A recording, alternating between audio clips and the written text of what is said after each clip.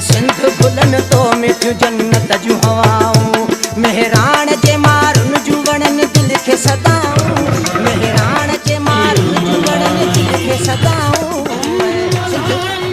करमपुर जे ॻोठ फज़ल इलाही खान बंगलाणी में सिंधी सकाफ़त जा रंग निखरी पिया। JTN वेब न्यूज़ जे सॾ ते ॻोठ जे चङे मुड़ुस फज़ल इलाही खान बंगलाणी सहाफ़ी दिरा खान बंगलाणी जी ज़ेर निगरानी में सकाफ़ती रिहाण रचाई वई।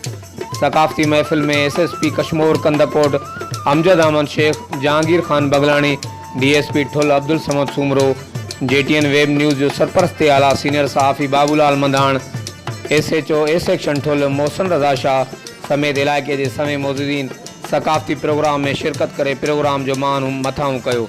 ॿिए तरफ़ बंगलाणी बिरादरी जे मौजूदीन फज़ल इलाही खान बंगलाणी, जहांगीर खान बंगलाणी, सहाफ़ी दिरा खान बंगलाणी सकाफ़ती प्रोग्राम में शरीक मेहमानान ख़ास SSP कश्मीर कंदकोट अमजद अहमद शेख ऐं ॿियनि मौजूदीन खे सिंध जी सकाफ़त टोपी अजरक जा तोहफ़ा पेश कया।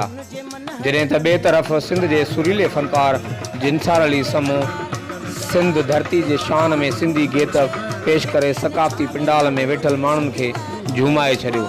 सकाफ़ती रिहाण में शरीक मोहबती मंचलनि माण्हुनि पिंडाल में वेठल मौजूदीन तोड़े फ़नकारनि मथां नोटनि जी वर्खा कई। आख़िर में प्रोग्राम जे मुंतज़ीमीन तरफ़ां प्रोग्राम में शरीक माण्हुनि जी लज़ीज़ खाधनि सां ख़ातिर तवाज़न बि कई वई। कैमरामैन टीम सां गॾु Javed Usman Bijani, JTN web news Karampur.